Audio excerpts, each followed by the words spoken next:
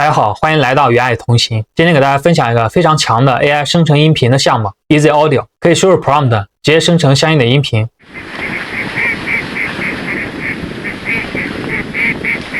也可以上传一段音频，然后输入 prompt， 针对想要修改的部分生成新的音频，效果非常强大。我测试了一些音频，大家可以听一下效果哈。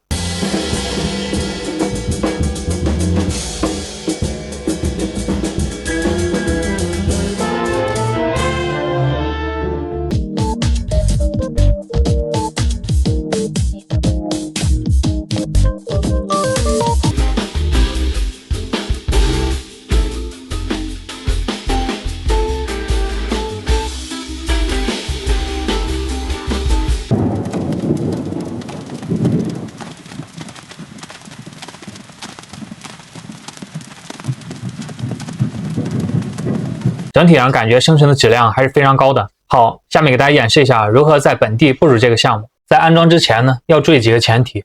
第一个呢，就是必须使用英伟达显卡，然后显存最好是大于等于12G 啊。8G 显的话也可以运行，但是会用到这个共享显存，就比较慢一些。我们可以点击底部，然后打开这个任务管理器，点击这个性能，然后点击 GPU， 在这里就能看到我们当前显卡的显存，这个数值最好要大于等于12啊。如果是8G 的话，会用到下面这个共享显存，速度会比较慢一些。然后呢，还要安装这个 CUDA、Git 和 Conda 这3个软件。如果之前已经安装过呢，可以直接跳过；如果还没有安装呢，可以点击查看我这期教程，然后安装一下。这些前提都满足之后呢，我们正式开始项目的部署。第一步呢，我们来克隆项目的代码。首先复制这条指令，然后打开一个要存放这个项目的文件夹，在文件地址栏中输入 cmd。打开命令行，然后粘贴刚才那条指令，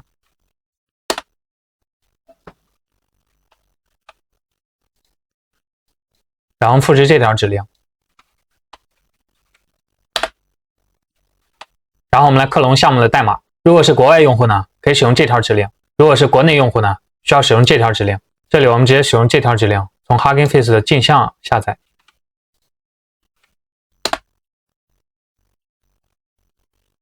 下载完成之后呢，我们进入这个文件夹，然后进行第二步，创建和激活虚拟环境。这个项目呢，官方并没有要求 Python 的版本，我这里呢就以常见的 3.10 系列为例，没有特殊需求的朋友可以直接参考我这条指令，点击复制，然后粘贴，回车运行。虚拟环境的创建需要下载一些东西，可以耐心等待一下。创建完成之后，我们激活这个虚拟环境，复制这条指令，然后粘贴运行，这样虚拟环境就激活成功了。然后我们进行第三步，安装 Python 的3方库。国外用户呢，可以直接使用这几条指令，然后直接安装；国内用户呢，可以从清华大学的镜像站安装。这里我们直接使用国内的镜像来安装。这里我们依次运行这几条指令。首先来安装一个 FMPG。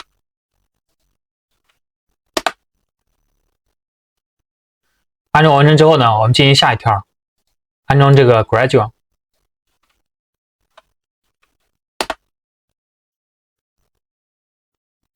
如果在使用国内镜像的时候出现这种 connection error， 我们一般可以把魔法关掉，然后再重试一下，这样就可以继续安装了。安装成功之后呢，我们进行下一条，安装其余的3方库。这里面的3方库比较多，需要下载不少文件，可以耐心等待一下。等到这里显示 successfully 的时候呢，就代表已经全部安装完了。然后我们进行下一步，下载模型。国外的用户直接使用这条指令下载就行了。国内的用户呢，可以先设置一下镜像源，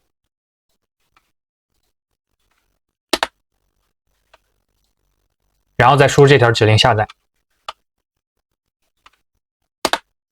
这个项目用到了2个模型，大概有3G 多吧，可以耐心等待一下。下载完成之后呢，我们进行下一步，修改这个代码。我们首先复制这个要修改的部分，然后打开项目的根目录，然后以记事本打开这个 app.py 文件，然后 Ctrl+F 搜索一下，然后把这些代码全部删掉就可以了。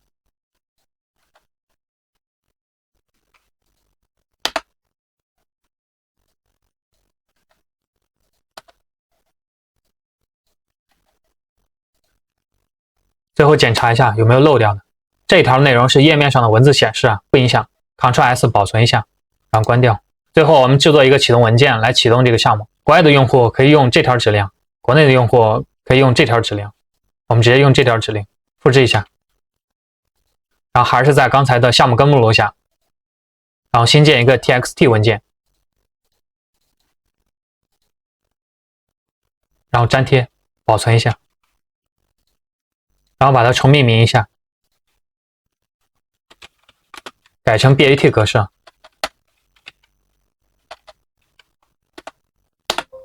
最后双击运行这个程序，每次启动的时候需要加载模型，可能稍微慢一点。等到命令行窗口加载完内容之后，我们刷新一下网页，就能看到程序界面了。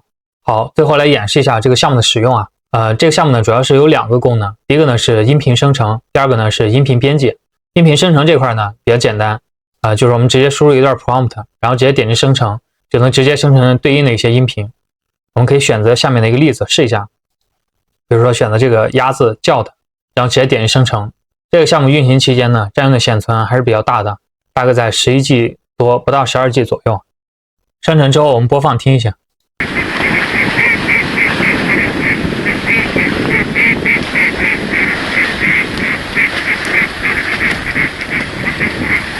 感觉还是比较真实的。然后第二个呢是音频的编辑，可以在这里上传一段我们想要修改的音频啊。我们先听一下原音频。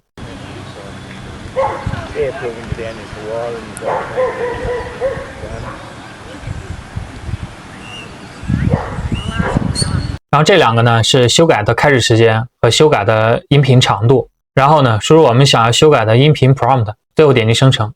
我们点击下面的例子试一下，把中间的这段声音换成火车的声音，点击生成。生成之后我们听一下。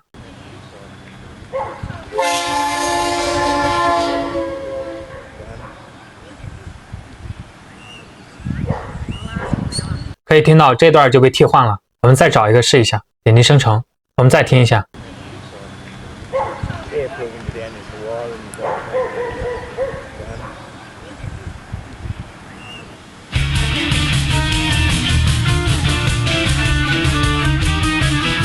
然后这里面呢还有一些参数可以调节一下。这个呢是生成音频的长度，但是这个生成音频长度应该只能在第一个纯音频生成的时候选择。这个音频编辑的长度呢，还是主要通过这个开始时间和这个长度来控制。这个呢是 prompt 的引导强度，如果感觉有时候 prompt 的效果不太好呢，可以适当把这个值调大一些。这下面几个参数呢有点偏技术了，一般默认就好。